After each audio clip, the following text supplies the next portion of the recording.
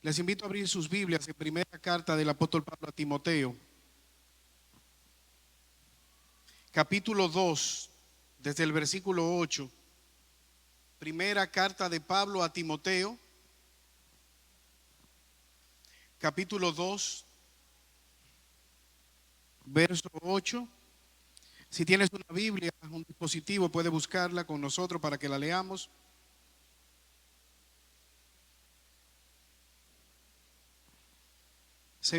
Primera Timoteo, capítulo 2, verso 8.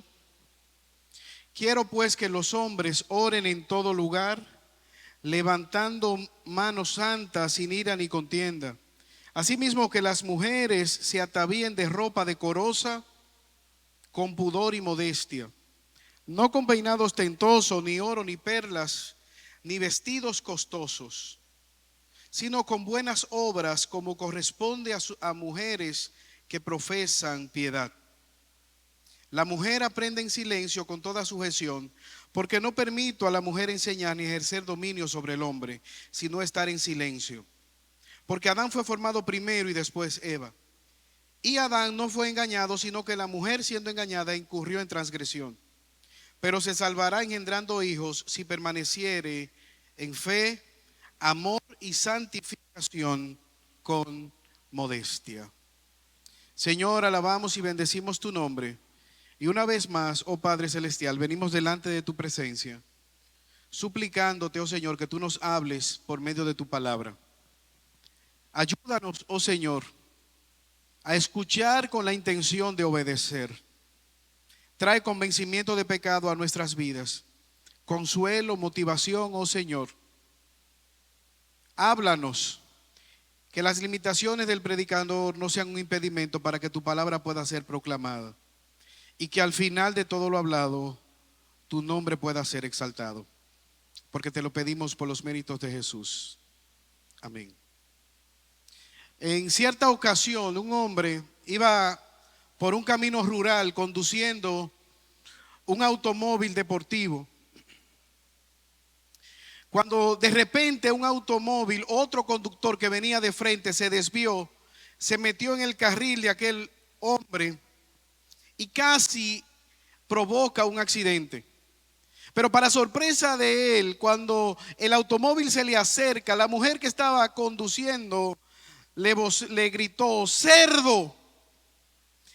Aquel joven, entre asustado y confundido, no entendía, y él le vociferó: vaca, en venganza al insulto que estaba recibiendo. ¿Cómo se atreve esta mujer a insultarme? Casi ella me choca y para colmo me insulta, pensó aquel hombre. Aceleró su vehículo y ahí en una curva entonces atropelló al cerdo que estaba atravesado en la vía. Hermanos, esto es una fábula, pero ¿cuántas veces nos sucede lo mismo? Vemos algo como una amenaza cuando realmente es una advertencia. Si hay un pasaje que pudiéramos nosotros decir que es malinterpretado, es el pasaje que nosotros acabamos de leer. ¿Cuál es la razón? Que no se conoce el contexto en el cual fue escrito este pasaje. Esta carta de primera a Timoteo fue escrita por el apóstol Pablo a un delegado apostólico con el objetivo de que él pudiera organizar la iglesia, algunos aspectos que no estaban andando bien. Y entre estos aspectos, uno de ellos era el rol que tenían las mujeres, los hombres dentro del culto público, en la alabanza congregacional. En el versículo 8, él le ha dicho a los hombres que asuman el liderazgo en las oraciones y en lo que tiene que ver con la predicación de las escrituras. Verso 8, quiero que ellos puedan levantar manos santas en oración. Ahora él da un paso de avance y habla a las mujeres. Es importante, hermanos, como decíamos en el sermón anterior, recordar cuál era el papel de la mujer en la antigüedad. Y decíamos que los fariseos oraban: gracias a Dios porque no me hiciste un esclavo, un perro ni una mujer. En el judaísmo era menospreciada. ¿Usted se recuerda la sorpresa de los apóstoles cuando encuentran a Jesús hablando con la samaritana? La propia mujer samaritana se sorprende. ¿Cómo tú, siendo maestro, te atreves a hablarme? No estaba permitido ni siquiera que ella caminar por encima de donde caminara un samaritano, y mucho más despreciado si en el contexto era una mujer. No solamente esto, no se le exigía aprender a leer, no se le exigía que fuera a la sinagoga, pero el Evangelio, Jesús, cambia todo paradigma humano. Ahora, hermanos, si hay algo o hay una época en la cual tiene vigencia las escrituras, es con respecto a este texto en el contexto que nos ha tocado vivir. ¿Por qué? Porque vivimos en una época donde se separa el deleite sexual al matrimonio. Las personas buscan los privilegios, los deberes que Dios ha creado dentro del matrimonio para vivirlo fuera de este. Una época donde se trivializa el matrimonio, el divorcio, el aborto, la sexualidad, el sexo extramatrimonial, la depravación, la manera vulgar de hablar, de referirse al matrimonio y a la sexualidad están a la orden del día.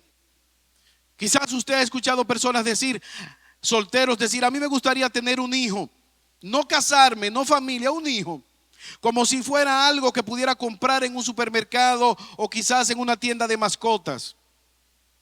El pecado sexual, la pornografía es un gran negocio, y muchas veces el matrimonio y la familia, como Dios lo ha concebido, están bajo ataque. Un predicador y pastor llamado Mac Dever dice que la más grande revolución del siglo pasado ha sido la revolución sexual, donde la anticoncepción y el aborto han tratado de sustituir la concepción y la maternidad. Este pasaje cobra preponderancia para nosotros como pueblo de Dios. Y lo que me propongo que podamos ver es que a la luz de este pasaje, los hombres y las mujeres, los creyentes, debemos glorificar a Dios viviendo con el rol que Él nos ha dado. Dios nos ha creado varón y hembra iguales en dignidad, pero para que le glorifiquemos en diferentes funciones. Versículo 8, el apóstol Pablo ha recordado a los hombres su función. Jesús es la cabeza del hombre y el hombre la cabeza de la mujer en el matrimonio, y ambos deben criar hijos para la gloria de Dios. Es en este contexto donde Pablo le está escribiendo. Asimismo, versículo 9, que las mujeres se atavíen de ropa decorosa, con pudor y modestia, no con peinado ostentoso, ni oro, ni perlas, ni vestidos costosos. Es un llamado a enfocarse en lo que realmente importa. ¿Qué está diciendo el apóstol Pablo? En el culto congregacional, ¿cuál debe ser la apariencia externa? Algunos mandatos: que se atavíen con ropa decorosa, que no se distraigan simplemente en lo externo, que el énfasis no esté simplemente en ver la manera como ellas han de vestirse. Y decíamos en el sermón pasado que algunas hermanas estaban invitando a la sociedad con unos trenzados en los cuales incrustaban piezas de oro, o perlas valiosas, ornamenta, que distraía a la congregación. No era el momento para hacer esto. Esa no era la ocasión. No es a un desfile de moda, no es a una boda, es a un culto público donde no debe llamarse la atención sobre sí misma. Quiero pues, ordeno, requiero que el cosmeo, de donde viene la palabra cosmético, que se atavíen que el énfasis no esté simplemente en verse lo externo. Pastor, ¿y qué usted está diciendo? Que las hermanas no vayan al salón, que vengan a la iglesia sin peinarse. No, no estamos diciendo eso. Hermana, vaya al salón, peínese. Lo que está hablando es estos usos extravagantes donde la cultura se mete a la iglesia de una manera negativa. Estilos de peinados llamativos. Decíamos que pudiera ser tentado algún hermano a arrancar un moño para pagar una tarjeta de crédito, distraído del objetivo de ver a Dios, de adorar a Dios. Es la misma idea que el apóstol Pedro habla en primera de Pedro capítulo 3 verso 3 al 4. Vuestro atavío no sea el externo, el del peinado ostentoso, de adornos de oro, de vestidos lujosos, sino el interno, el del corazón, en el incorruptible ornato de un espíritu afable y apacible, que es de gran estima delante de Dios. Hermanos, pienso que la pregunta que nosotros deberíamos hacer: ¿para quién yo me estoy vistiendo? ¿Qué quiero conseguir en mi manera de vestir? Y alguien pudiera decir, bueno, este sermón es para las mujeres. No, cuidado. Pablo le está escribiendo a un hombre, a Timoteo, como pastor de esa congregación. Dios instruyó a Adán para que pudiera instruir a Eva. La pregunta en esta mañana, a la luz de la verdad eterna, ¿para quién tú te estás vistiendo? ¿Parar el tránsito? ¿Llamar la atención sobre ti? Y esto apela al corazón. ¿Cuál es la motivación? ¿Qué te motiva en esta mañana? Cuando venimos al culto, ¿cuál es el propósito de venir a adorar a Dios? ¿Está eso en nuestro corazón como propósito primario, adorar a Dios? ¿Sabes qué? Una de las cosas que logró la reforma fue traer el púlpito a la centralidad del culto, para que la palabra fuera colocada y proclamada desde el púlpito.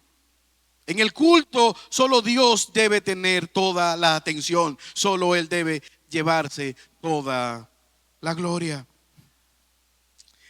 Y eso es interesante porque como ser humano se nos hiciera más fácil si Dios hubiese dicho: mira, la marca Adidas es del diablo, Nike de Dios. Fácil. ¿Quieres agradar a Dios? Nike. Pero no es eso lo que la palabra de Dios está diciendo. Apela a nuestro corazón, de donde emana la oscuridad, donde emana la maldad, donde emana los deseos, las pasiones de nuestro corazón caído. Debe haber una diferencia entre aquella persona que está perdida en la vanidad de su mente y ustedes que han venido a novedad de vida, que han conocido a Dios.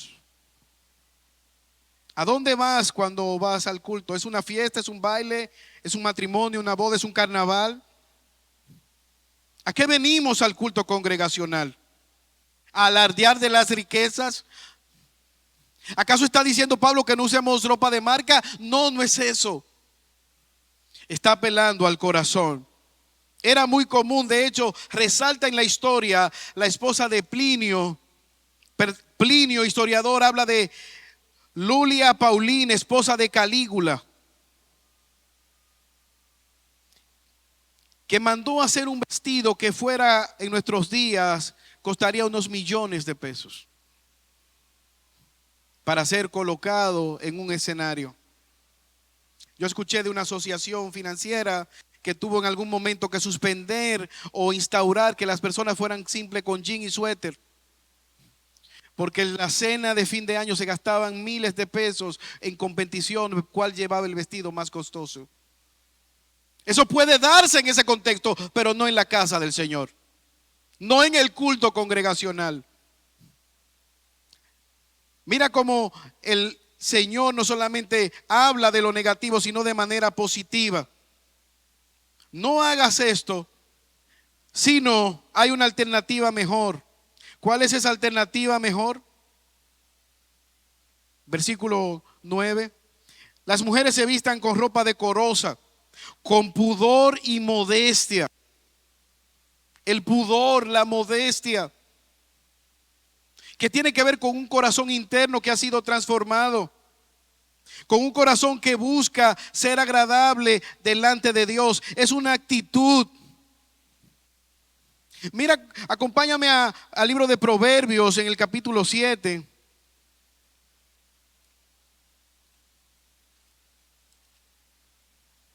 La antítesis de esta mujer piadosa, virtuosa, modesta.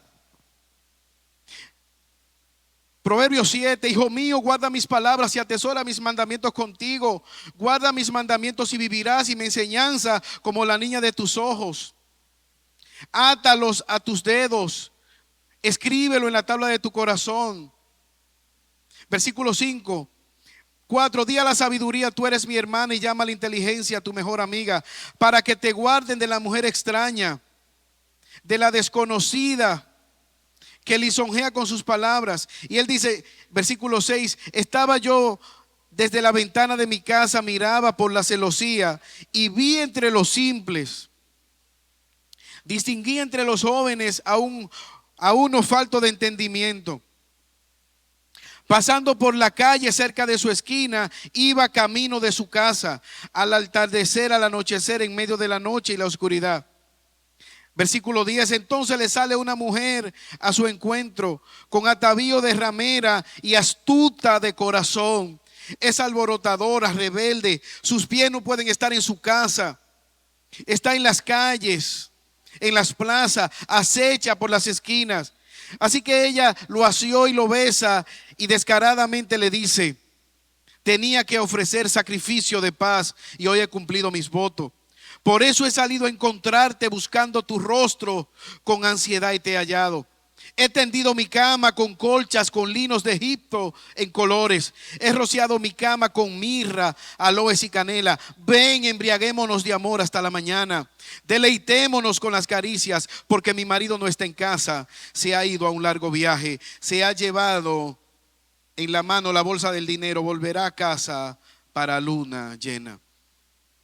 Está hablando de una mujer que tiene la capacidad, la astucia de seducirle y hablar de la interioridad de su habitación. La antítesis de lo que Pablo quiere que sea una mujer creyente. Pudor. Da la idea de recato, temor, vergüenza, una actitud nada escandalosa. Una mujer piadosa que aborrece el pecado, que no quiere hacer tropezar a nadie. Como dice Jesús en Mateo 18, 6 al 7. Cualquiera que haga tropezar a alguno de estos pequeños, mejor le fuere que se colgare al cuello una piedra de molino de asno y que se le hundiera en lo profundo del mar. Ay del mundo por su tropiezo, porque es necesario que vengan tropiezos, pero hay de aquel hombre por quien vienen los tropiezos. Modestia, dominio propio. Es una mujer que Dios gobierna su corazón, la palabra gobierna su corazón y ambos gobiernan su ropero. El closet de ella está evangelizado. Sus decisiones están tomadas a la luz de la palabra de Dios, de la buena noticia del evangelio. Es una actitud motivada por el corazón, de modestia, de un corazón apacible, un corazón transformado, un corazón que busca adorar a Dios. Padres que están aquí, instruyan a sus hijas. Esposos que están aquí, guíen a sus esposas. La manera de vestir, la manera de conducirse. Guárdenlas en medio de un mundo lleno de lobos, depredadores, que buscan destruir la familia, destruir el matrimonio, destruir el hogar. hipersexualizar todo. Pero la verdad de Dios sigue siendo una verdad inmutable. Ahora, mira que no solamente se queda él en cuanto a la manera de vestirse, él habla del corazón, pero da un paso de avance. ¿Cuál debe ser la actitud en medio de la congregación?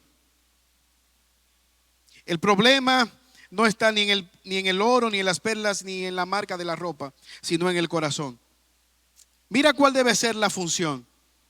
Vístete, versículo 10, con buenas obras como corresponden a las mujeres que profesan la piedad.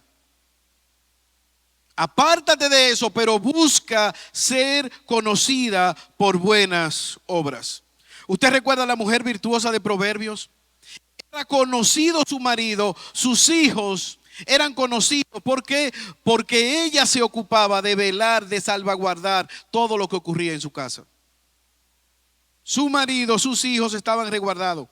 Conocida, ¿por qué? Por ser virtuosa, por ser hacendosa, por ser una mujer que profesa buenas obras. Su énfasis no está en la vanidad del mundo, su énfasis está en vivir para la gloria de su Salvador. Ella profesa la piedad, pero vive de una manera piadosa. Anhela agradar a Dios con estas obras piadosas. Ella está alineada bajo este mandato de la piedad.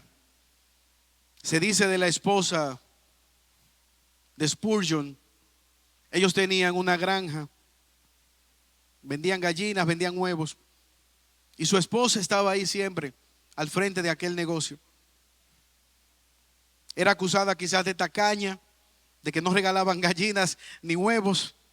Pero cuando ellos murieron, se descubrió que nunca ellos se lucraban de lo que vendían y que todo lo que recogían en aquel negocio era destinado a un orfanato. La esposa de Jonathan Edwards,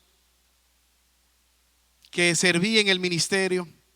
Pero así también hay cientos de mujeres a lo largo de la historia que han servido a Dios con sus dones, con buenas obras, como corresponde a mujeres que afirman la piedad. Ahora, hermanos, mira cuál es el mandamiento, versículo 11, con respecto al aprendizaje. Que la mujer aprenda calladamente con toda obediencia, que aprenda en silencio. Usted puede decir que esté callada, mira negativamente este mandato, pero es todo lo contrario. Este es un mandamiento revolucionario para la época. Pablo está diciendo: yo quiero que aprendan teología, yo quiero que aprendan las escrituras, yo quiero que sean instruidas. Timoteo, ocúpate de eso, que puedan ser instruidas. Tal fue el caso de Loida y Eunice, que fueron instrumento de Dios para discipular a Timoteo. No se queden de manera pasiva, simplemente atajadas por la moda, por la vanidad. Inviértanse en conocer a Dios. Inviértanse en aprender.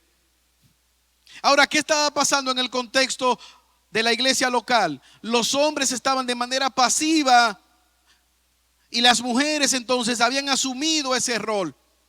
Quizás discutiendo entre ellas en medio de la congregación. El apóstol Pablo dice: no, tiene que haber un orden. Que no estén discutiendo, que no estén debatiendo, que no ejerzan autoridad. Y aquí hay algo interesante. El argumento de Pablo no es un argumento cultural. No es que Pablo era machista. El argumento lo vemos en el capítulo 14. Verso 12, perdón. Yo no permito que la mujer enseñe ni ejerza autoridad sobre el hombre, sino que permanezca callada, porque Adán fue creado primero y después Eva. Adán no fue engañado y nosotros decimos: wow, qué superioridad la de Adán. No, es peor, porque Adán pecó libremente. Él conocía y así decidió pecar. Pero en el orden de la creación, Dios está apelando a un principio de autoridad. Cuando ambos pecaron, Dios llamó a Adán. Esa es la responsabilidad en el hogar de los hombres velar no solamente por el sustento, por el alimento, sino también velar por la parte espiritual. Que se pueda abrir la Biblia, que se pueda leer, discipular a sus esposas. Hombres que están aquí, usted debe estar capacitado para responder las preguntas de su familia, de su esposa, de sus hijos. Mujeres deben aprender, no deben procurar ejercer dominio sobre el hombre, sino aprender en el contexto de la iglesia local. Esto no significa que la mujer no pueda enseñar en la familia, en el matrimonio, a otras mujeres. En los contextos de discipulado vemos a Aquila y Priscila llamando a Apolos, y Priscila iba con su esposo y lo instruyen. Lo que Pablo está apelando aquí es el liderazgo bíblico a la luz del culto congregacional. ¿A quién ha llamado Dios? Dios ha llamado a los hombres para que sean pastores, para que ejerzan el liderazgo. ¿Quién debe de ejercer el liderazgo en el hogar? El hombre, con la sumisión voluntaria de su esposa, y enseñar eso en sus hogares. Esto es contracultural, porque muchos padres no creyentes le dicen a sus hijas: ponte a estudiar para que no le aguante nada a hombres. Estudia para que te divorcies. En pocas palabras, prepárate para que cualquier cosa abandones el matrimonio. Eso no es el plan de Dios para la familia, para el matrimonio. Tito 2, versículo 3, Pablo le dice que las mujeres mayores enseñen a las más jóvenes a qué: a amar a sus maridos, a ser prudentes, a ser casta, a criar esos hijos en sujeción a Dios y a sus familiares y a sus padres. ¿Qué está apelando aquí? El orden bíblico, el orden escritural. Hermanos, esto parecería algo nuevo. El mundo ha cambiado tanto que ha oscurecido la verdad de Dios, pero este siempre ha sido el plan de Dios. Un hombre, una mujer bajo el vínculo del matrimonio, llevando a cabo el plan de Dios, y eso se manifiesta aún en la iglesia local. Esos matrimonios piadosos que buscan agradar a Dios. Aprender. Usted recuerda a Jesús: Marta, Marta, afanada y turbada de muchas cosas, María ha escogido la mejor parte. ¿Cuál fue la parte que escogió María? Sentarse a ser instruida a los pies de Jesús. Y Jesús alaba a María por frenar los quehaceres y sentarse a ser instruida en silencio y aprender de Jesús. Debemos imitar ese modelo, enseñarlo, promoverlo. Yo recuerdo, en mi casa estaba un sábado un grupo de niños jugando y apareció una espada. Inmediatamente una niña dice: yo voy a ser la guerrera, yo tomo la espada. Yo le dije: no, mira, vamos a cambiar el juego. Vamos a darle la espada al varón que te defienda. Yo voy a ser el dragón y tú vas a ser la princesa. No, pero yo puedo manejar la espada. Sí, no me cabe duda que puedes manejar la espada. Pero ¿qué te parece si eres rescatada por un caballero, por un príncipe? Pero que yo quiero ser la guerrera.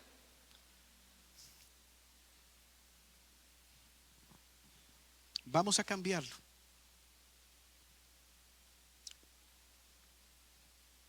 Y así lo hicimos. Y disfrutamos todo el juego. ¿Qué está haciendo Hollywood con las películas? Brave, perdonen mi inglés, es la princesa que no necesita ningún varón.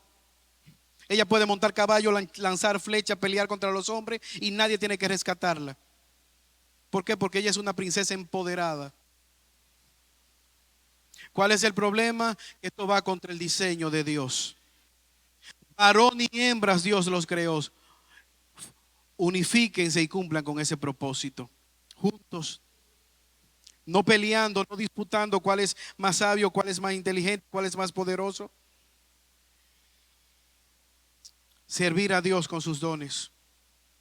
Lottie Moon, Elizabeth Elliot, Kay Arthur, misioneras, mujeres que se dedicaron a extender el evangelio, a vivir para la gloria de Dios. Ese es el diseño que Dios ha dado, que ha sido distorsionado por el enemigo.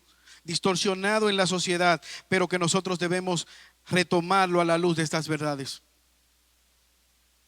Los hombres debemos crear esos espacios en los hogares de caballerosidad, de gentileza, de educación, de hacer oficios, de ayudar en el hogar. Pero al mismo tiempo crear esos espacios de instrucción. ¿Para qué? Para que la mujer pueda también desarrollar su propósito. Ahora, si somos sinceros, muchas veces las hermanas tienen que agacharse en cuanto a las escrituras para que los esposos mínimamente puedan brillar. Porque están más interesadas para aprender, para crecer en el Señor, para discipular, para criar a los hijos muchas veces que los hombres. Quizás limitamos a la provisión. No, porque yo pago las cuentas, porque yo proveo, ya es suficiente. No. Pablo está apelando a un liderazgo masculino eficiente, que predique la palabra, que ore, que guíe, que defienda lo que no hizo Adán, que debió haber hecho en el huerto de Edén. Él estaba al lado de Eva cuando estaba siendo tentada al pecado y no hizo nada. Eso no debe darse en nuestro contexto. Las mujeres son dignas, creadas a la imagen de Dios. Es simplemente un orden que Dios estableció. Adán fue creado primero, Adán no fue engañado, Eva fue engañada y cayó en transgresión. Mujer que está aquí, hermana que está aquí, pide a Dios, si tú eres soltera, que te dé un hombre que pueda liderarte en las escrituras, que sea un líder espiritual. Busca esas cualidades, que ame a Dios. Quizás a veces se pueden casar pensando que el matrimonio va a cambiar. No cambian. Busca a alguien que ame a Dios. Soltero que estás aquí, busca ser un hombre piadoso, que pueda guiar un matrimonio, que pueda instruir, que pueda modelar a Cristo en ese hogar, de manera imperfecta, porque somos pecadores. Anhelemos eso, porque el mundo está en tinieblas, no tienen esta luz. ¿Dónde han ellos de venir? A la iglesia, para ver esa luz. Mira cómo el apóstol Pablo puede hablar de ese propósito y cómo se distorsionó el propósito cuando Eva ocupó el lugar de Adán y metió a toda la humanidad en lo que nosotros conocemos como la caída. No, yo puedo ser igual a Dios, yo puedo sustituir a Adán, y tomó la decisión. Pero hay esperanza, hay redención. ¿Dónde la vemos? Versículo 15. Ella fue engañada, ella cayó en transgresión, pero se salvará engendrando hijos si permaneciera en fe, amor y santidad con modestia. ¿Qué está diciendo Pablo? ¿Que la mujer se va a salvar dando a luz? Evidentemente que no. Solamente somos salvos por medio de la obra de Cristo. ¿Qué está diciendo él? Hay una promesa, algunos creen, Génesis capítulo 3, versículo 15, la promesa de un redentor, descendiente de Eva, que sería de luz a todas las tinieblas, de esperanza al mundo. ¿Quién es este Salvador? Nosotros sabemos que es Cristo, nacido de mujer y nacido bajo la ley, traído al mundo por una mujer piadosa, María, conocedora de las escrituras, que al ser visitada por el ángel dice: he aquí la sierva del Señor, hágase conmigo conforme a la voluntad de Dios. Una teenager que conoce las escrituras, que se sacrifica, que está dispuesta a sufrir la humillación con tal de agradar a Dios. La humillación en el sentido de ella estando desposada, salir embarazada, y ella asume con responsabilidad del mandato de parte de Dios. Algunos hacen referencia a esa promesa, pero también vemos que el pasaje nos muestra que Pablo está enfatizando una faceta que Dios le ha dado a la mujer: la maternidad, la crianza, la educación primariamente de esos hijos. Hay algo que ella puede hacer: levantar hijos, criarlos en temor reverente a Dios. Hermanos, y esto cobra repercusión para nosotros porque estamos en un contexto donde el matrimonio es pisoteado, la maternidad es infravalorada y el hecho que una mujer esté criando hijos es menospreciado. Pero eso no es lo que nosotros vemos en las Escrituras. Las mujeres son santificadas al glorificar a Dios, cumpliendo con sus roles, con las responsabilidades que Dios le ha dado. El mundo dice que los hijos serán exitosos siempre y cuando alcancen metas seculares. Dios dice que serán exitosos si en el día del juicio final Él dice: ven que yo te conozco. Criar hijos para la gloria de Dios, recordarle los principios bíblicos. Hermanos, en Japón hay un bosque donde cientos de personas jóvenes, un país desarrollado, las personas entran, se sientan en este bosque y se suicidan. No tienen propósito. Alto índice de profesionales, alto índice de labor.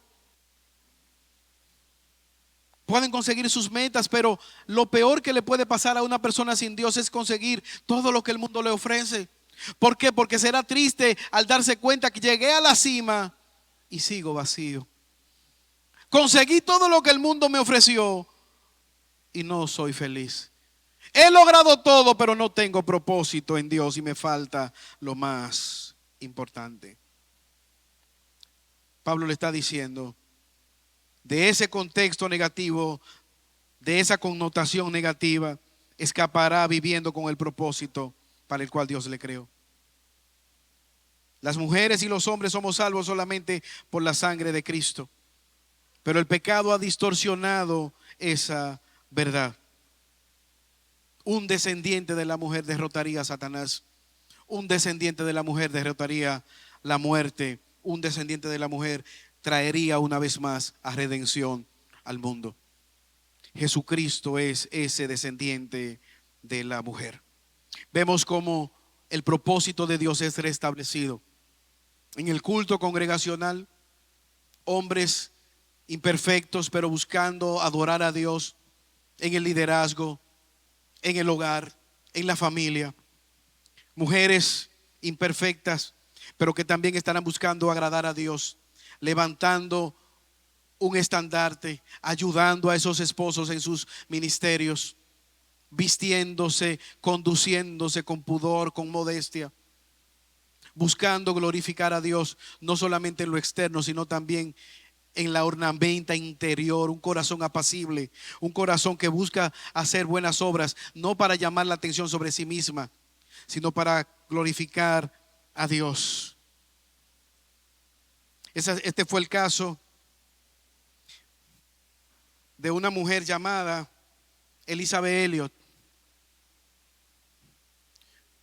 misionera juntamente con su esposo en una tribu caníbal de Ecuador. Su esposo fue asesinado por estos caníbales cuando fue a evangelizarlo. Joven, con hijos y viuda. ¿Cómo puede Dios permitir esto? Haciendo su voluntad. Pero no se quedó ella destruida en aquel pensamiento. Años después, ella continuó la labor que dejó su esposo, insertándose en aquella tribu, aprendiendo el idioma para llevar el evangelio a aquella tribu. Y esta mujer no solamente evangelizó la tribu, sino que logró predicarle el evangelio a los asesinos de su esposo. Y no solamente eso, estuvo dispuesta a llevarlos a los Estados Unidos y recibirlos y servirle en su propia casa. Hermanos, ¿quién puede hacer eso? Eso solo lo hace el poder del evangelio en un corazón que ha sido transformado. Eso solo lo hace la obra de Cristo, que la perdonó a ella y que le permitió conocer y escribir acerca de esto. Dios nos ayude en esta mañana a poder reflexionar en estas verdades. Y Dios nos dé una iglesia, seguir siendo una iglesia bíblica, donde los hombres quieren ser hombres y asumir la responsabilidad que Dios le ha dado, líderes, siervos, donde las mujeres quieren servir a Dios con los dones que le ha dado. Porque sabes que al final, al hacer esto, solo hay uno que se lleva la gloria, y es nuestro glorioso Salvador, Jesucristo. Que Dios nos ayude en esta mañana, a la luz de estas verdades, a poder utilizar nuestros dones para la gloria de nuestro Señor. Dios creó al hombre y a la mujer iguales en dignidad, con roles diferentes, para que juntos glorifiquemos a Dios en todo lugar. Señor, gracias por tu palabra. Gracias porque ella es fiel y verdadera, y está más actualizada que el periódico que ha de salir en el día de mañana. Gracias por estas verdades. Ayúdanos, oh Señor, a modelar a Cristo en nuestros hogares, en la soltería, en el noviazgo, en el matrimonio, matrimonio con hijos, matrimonio sin hijos, los abuelos, todos los que estamos aquí, podamos glorificar tu nombre, de tal manera que cuando el mundo demande razón de nuestro comportamiento, podamos señalarte a ti, oh Padre Celestial. Espíritu Santo, te suplicamos en esta mañana que traiga convencimiento de pecado a nuestras vidas. Y a los hombres que estamos casados, nos dé cada día el amar a nuestras esposas y tratarlas como vasos frágiles.